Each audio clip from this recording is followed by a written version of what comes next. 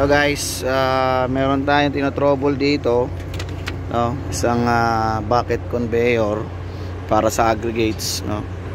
Elcon. So ang problema niya guys, wala siyang, yung PLC pala, walang output, wala siyang output power.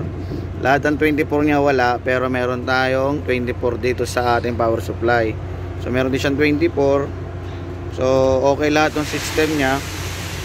So ang problema is manual nila nung nakaraan. Ayan, naka-manual yan dito.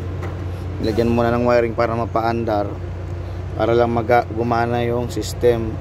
So i-rewiring to, tapos re-reprogram, papalitan ng PLC na Siemens. So gagawin natin yan sa isa. So yung wiring naman dito sa ano na to, sa mga relay is as is na yan. So dito lang tayo gagalaw, itong mga to, tsaka dito, tsaka yung program. So gagawin natin yan later, no? Tirahin natin yan guys. Dito tayo ngayon sa ano, sa Batangas, no? Dito tayo kay isang client natin na nagre-request. So nandito tayo to fix the problem. Pero i-quote pa natin kung papayag sila. Pero tingin ko na mapapayag sila dahil wala naman sila makuha ng Schneider na magpo-program nito.